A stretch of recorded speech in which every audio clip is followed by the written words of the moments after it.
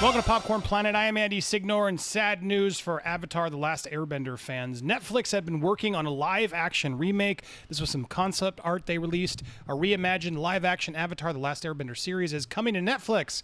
This was back in 2018. They announced it, and what was so great is they were bringing in the original creators, and they were quoted saying, "Netflix is wholly dedicated to manifesting our vision for this retelling, and we are incredibly grateful to be partnering with them."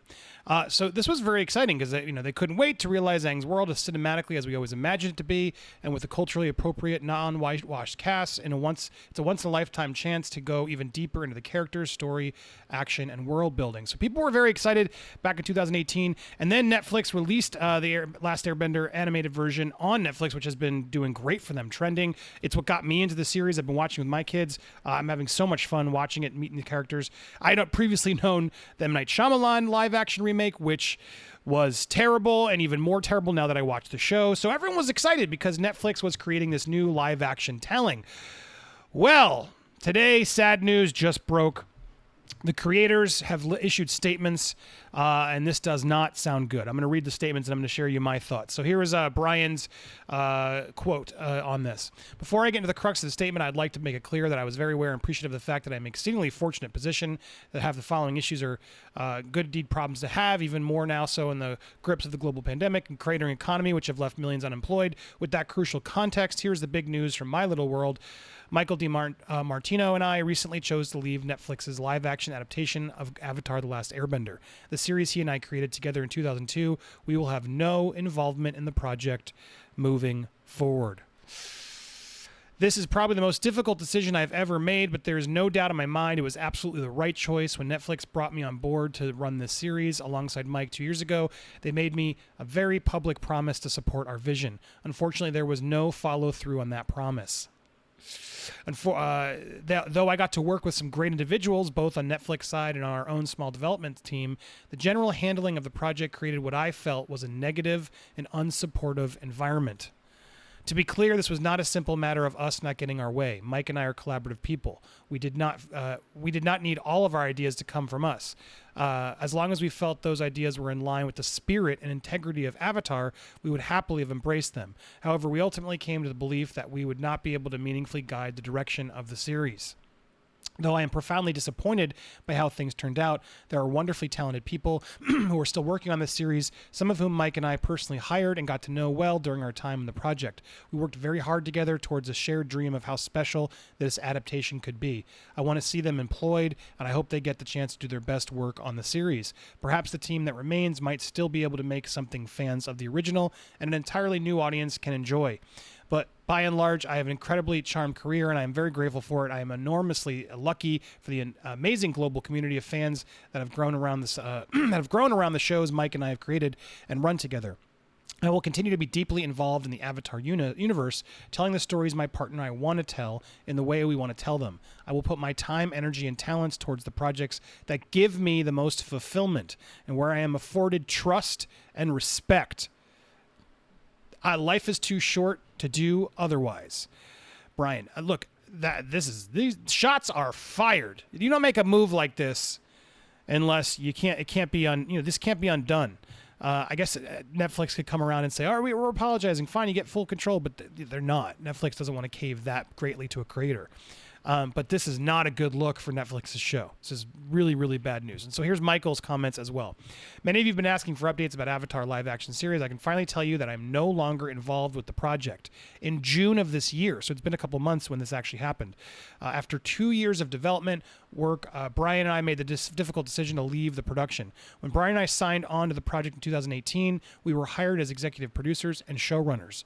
In a joint announcements for the series, Netflix said it was committed to honoring our vision for this retelling and to supporting us on creating the series. And we expressed how excited we were for the opportunity to be at the helm. Unfortunately, things did not go as we had hoped. Things happen, productions are challenging, unforeseen events arise, plans have to change, and when these things have happened at other points during my career, I try to be like an air nomad and adapt. I do my best to go with the flow no matter what obstacle is put in my way. But even an air nomad knows when it's time to cut their losses and move on. Ouch. I started to reevaluate what is truly important in my life and what I wanted to do with what's left of it. I took some advice from Uncle Iroh. I looked inward and started asking myself the big question: who are you and what do you want? Man, this is deep, guys. They are hurt and they are bothered, and this clearly was some drama. I also sought wisdom from Stoic philosophers who were big on differentiating between what is within our control and what isn't.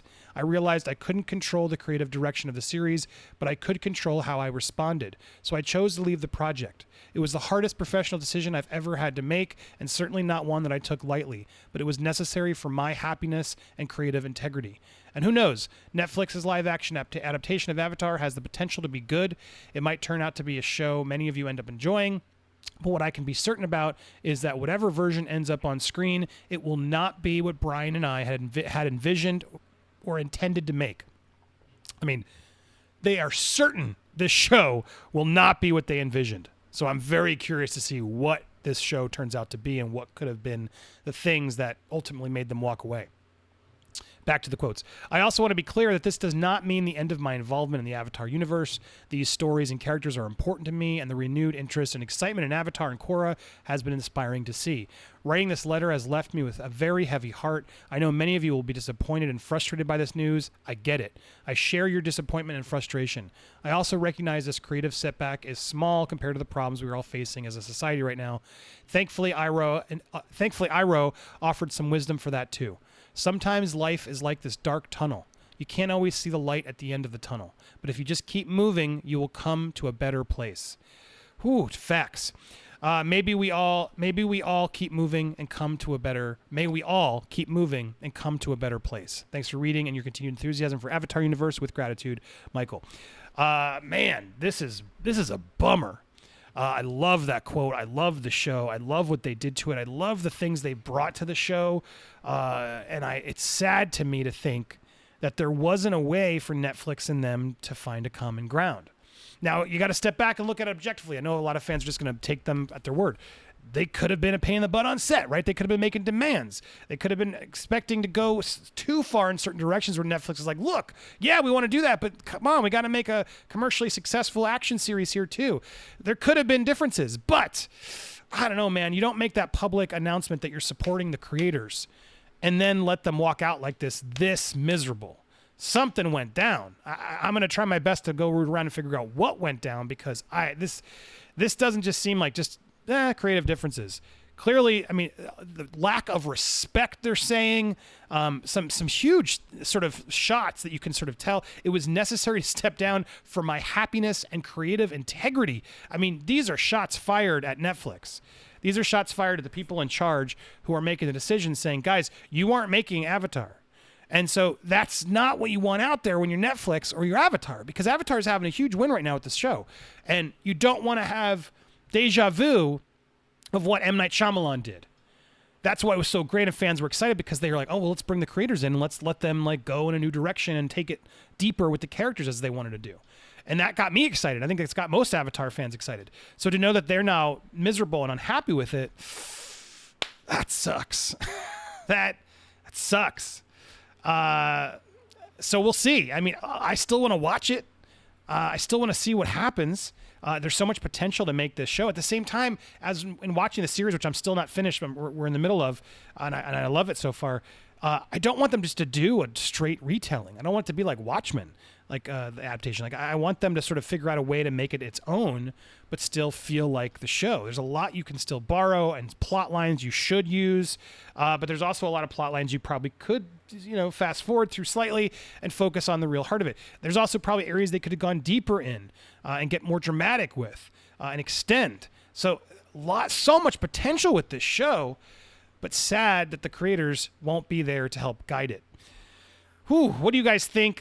These are drastic letters. These aren't just like, hey, creative differences. A lot of times people just come forward and say, look, creative differences, I can't. But these two clearly have been dealing with this for months, trying to figure out, well, how do we got to go. There's no way we can make this right.